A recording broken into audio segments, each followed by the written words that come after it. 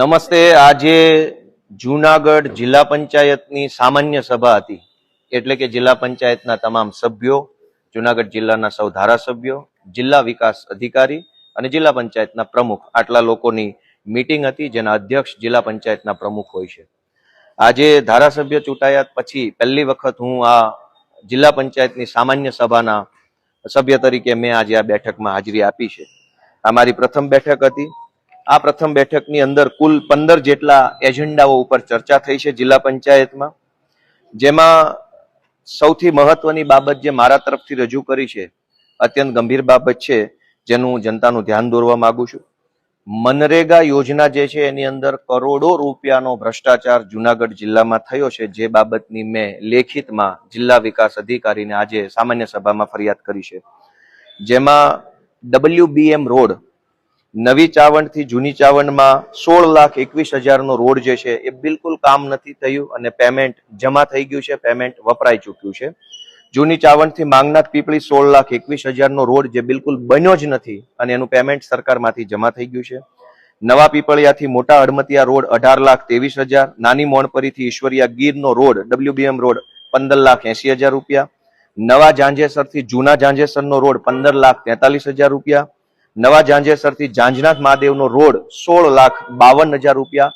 આ તમામ રોડના પૈસા લેવાઈ ચૂક્યા છે, પરંતુ રોડ બન્યો નથી. આવી રજૂઆત મને ગામના આમ આદમી પાર્ટીના કાર્યકર્તા અથવા આગેવાનો તરફથી મળી છે, જે આધારે મેં રજૂઆત કરેલ છે. આ સિવાય હરિપુર, વિસાવદર તાલુકાના હરિપુર ગીર ગામમાં તળાવ ઊંડું કરવાનું કામ છે, 20,36,000 રૂપિયાનું કામ છે. ઘોડાસણ ગામનું તળાવ ઊંડું કરવામાં 40,64,000 રૂપિયા, લીમધરા ગામમાં તળાવનું કામ 40,53,000 રૂપિયા, વીરપુર ગામમાં તળાવનું કામ 4,73,000 રૂપિયા અને મોરવાડા ગામમાં તળાવ ઊંડું કરવાના કામમાં 16,94,000 રૂપિયા. વાજડી ગામ, આ ગામનો પ્રશ્ન ગામજનોએ મને ધ્યાન દોર્યો કે એક જ કામ 2 વખત એના પૈસા લેવામાં આવ્યા છે.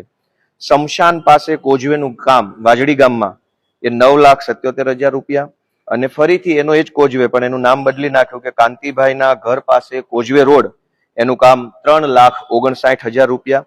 પરબ વાવડી ગામે તળાવ ઊંડું કરવાના કામમાં 18,64,000 રૂપિયા, છોડવડી ગામે તળાવ ઊંડું કરવાના કામમાં 22,14,000 રૂપિયા, ઉમરાળી ગામે તળાવ ઊંડું કરવાના કામમાં 17,56,000 રૂપિયા, જૂની ધારી ગુંડાળી ગામે તળાવ ઊંડું કરવા બાબતે 18,23,000 રૂપિયા, રફાળિયા રોડ ઉપર ભેસાણમાં પરસોત્તમ બચ્ચુ કાપડિયાની વાડી પાસે કોઝવે બનાવવાના કામમાં 13,18,000 રૂપિયા ચૂકવી દેવામાં આવ્યા છે. પરંતુ ગામજનો એવું કહે છે કે આવું કોઈ કામ થયું નથી, અથવા તો થોડું ઘણું ફોટો પડે એટલું કામ થયું છે, બાકીના પૈસા ખવાઈ ગયા છે.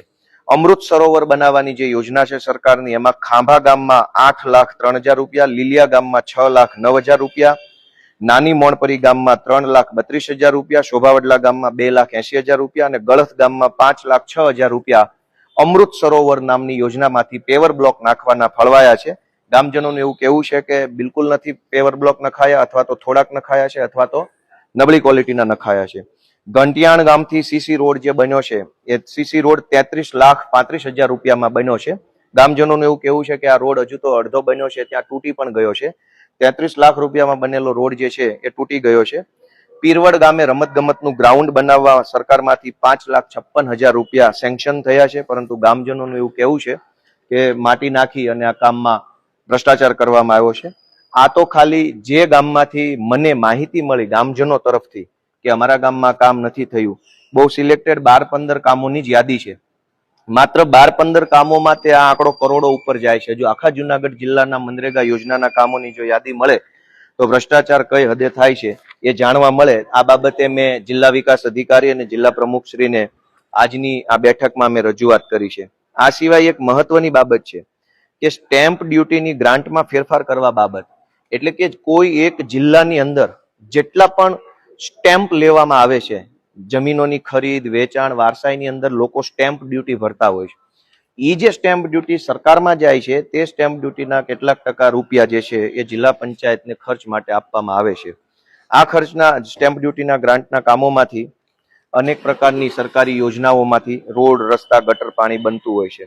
સરકાર આ જિલ્લા પંચાયત દ્વારા 2025 માર્ચ મહિનામાં વડાળ ગામે ભિયાળ રોડથી જાલણસર તરફ જતો રોડે મેટલનું કામ મંજૂર થયું હતું.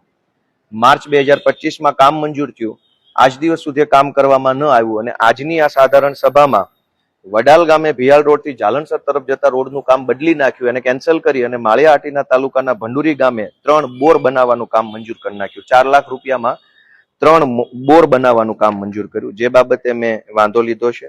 આ સિવાય અનેક એવા કામો છે જે કામોમાં માંગરોળ તાલુકાના રહીજ ગામે આંગણવાડી કેન્દ્ર નંબર 2 અપગ્રેડ કરવાની ગ્રાન્ટ હતી અને માંગરોળ તાલુકાના કરમદી ચિંગરિયા ગામે આંગણવાડીમાં અપગ્રેડ કરવાની હતી. આ બંને કામ કેન્સલ કર્યા છે. હવે આ કામો ફેબ્રુઆરી 2025માં મંજૂર થયા હતા. ફેબ્રુઆરી 2025માં મંજૂર થયેલું કામ ચાલુ ન થયું ને અંતે એને કેન્સલ કરી દેવામાં આવ્યું ને એની સામે પેવર બ્લોકનું કામ માંગરોળ તાલુકાના માનખેત્રા ગામથી કલકપુર ટીંબા તરફ જતા રસ્તે સાંગાભાઈ ગલ્લાભાઈના ઘરેથી પૂંજા મેરખીના ઘર તરફ પેવર બ્લોકનું કામ મંજૂર કરી દીધું છે. જે આ બધી વહીવટી બાબતો છે, પણ આ ખરેખર ખૂબ ખોટું થઈ રહ્યું છે.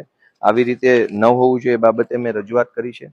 એક ઇન્ટરેસ્ટિંગ પોઈન્ટ એ છે કે બલિયાવડ ગામે ગોપાલ ગામ વિસ્તારમાં સીસીટીવી કેમેરાનું કામ ફેબ્રુઆરી 2025માં મંજૂર થયું હતું.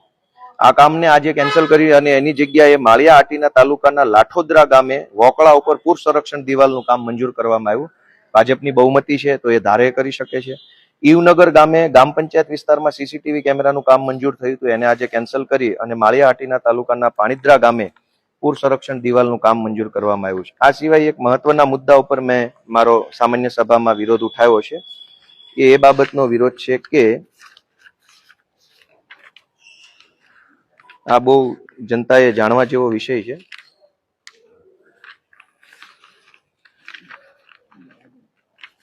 આગળ છે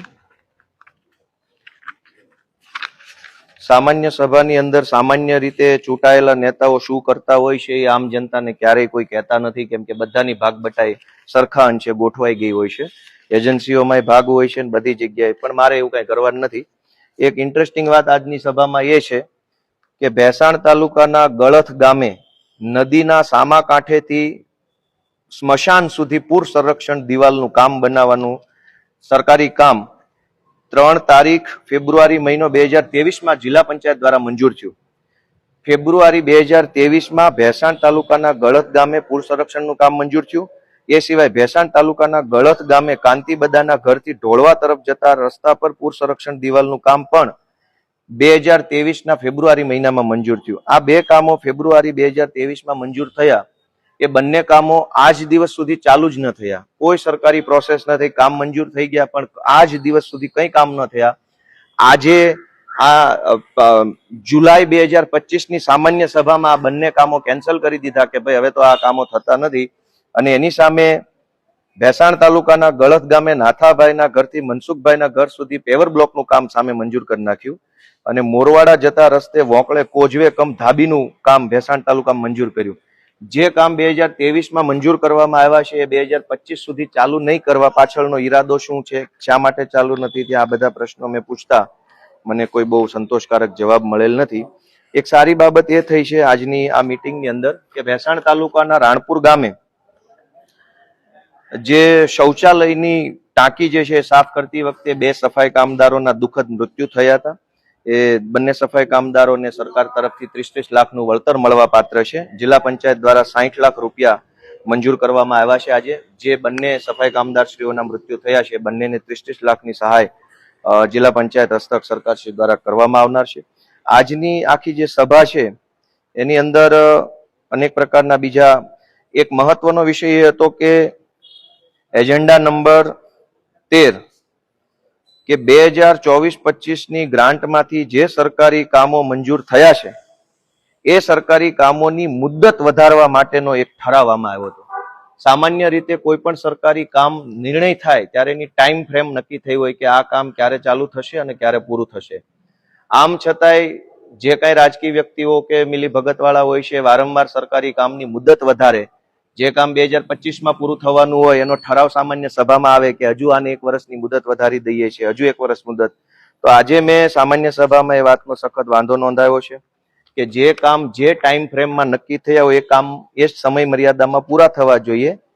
હવે કોઈ કુદરતી પરિબળ ન હોય, માનો કે નદી ઉપર બ્રિજ બનાવવાનો છે, ચોમાસું આવી ગયું તો સ્વાભાવિક છે કે કામ સમય મર્યાદામાં પૂરું નહીં થાય.